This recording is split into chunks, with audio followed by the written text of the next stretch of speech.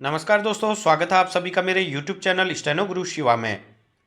दोस्तों शुरू करते हैं आज की एडवांस डिक्टेशन। गति लेखन संख्या 106, गति 80 शब्द प्रति मिनट। स्टार्ट।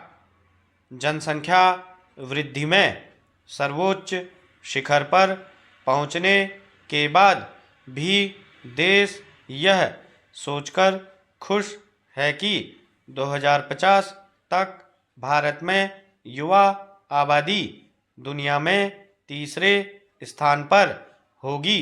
अर्थशास्त्रियों का अनुमान है कि इस युवा कार्यबल के सहारे भारत दुनिया की सबसे बड़ी अर्थव्यवस्था बनकर उभरेगा।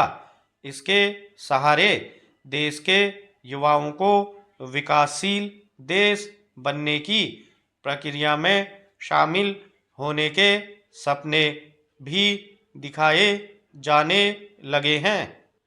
आंकड़ों के सहारे भविष्य बुनने की प्रक्रिया के ठीक विपरीत देश में युवाओं की वर्तमान रोजगार स्थितियां ठीक नहीं हैं। जनसंख्या के आधार पर देश में प्रतिवर्ष 1.25 करोड़ युवाओं को नौकरियों की आवश्यकता है, मगर प्रतिवर्ष 25 लाख नौकरियां भी उपलब्ध नहीं हैं। बेरोजगार युवा चिंता और अवसाद में हैं। देश में पहले से ही रोजगार की कमी है। सरकारी नौकरियों में 50% से अधिक आरक्षण होने के अलावा अब संविदा भर्ती होने लगी है।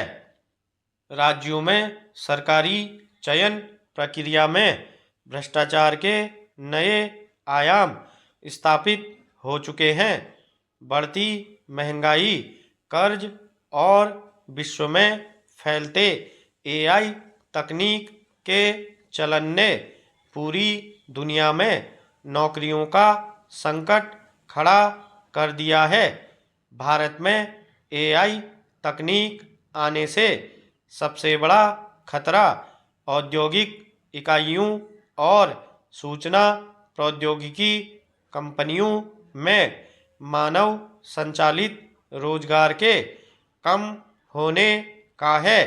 भारतीय युवा सूचना प्रौद्योगिकी रोजगार को सफ़ेद कॉलर रोजगार मानकर उसके प्रति अधिक आकर्षित होते हैं, मगर एआई तकनीक से आईटी क्षेत्र में नौकरियों के अवसर कम हुए हैं।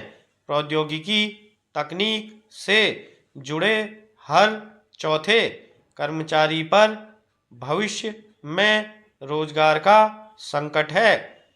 समयानुरूप भारतीय युवा बदलती नई तकनीक को सीखने में विफल होते हैं तो देश की युवा शक्ति के बड़े हिस्से के सामने जीवन यापन का संकट उत्पन्न होगा।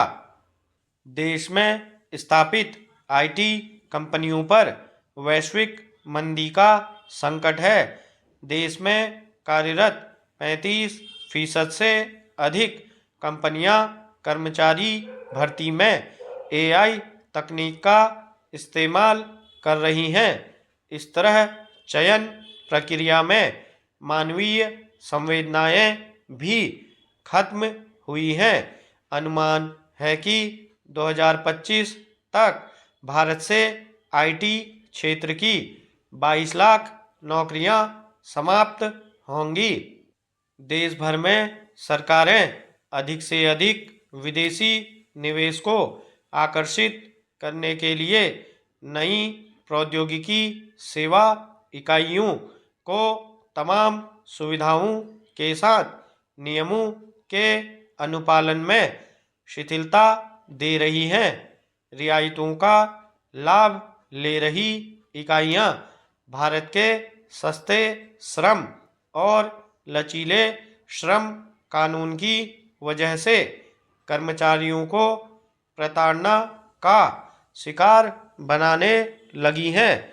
भारत के बड़े शहरों में एक वर्ष की अवधि में 16% नौकरियां समाप्त हुई हैं। स्टॉप।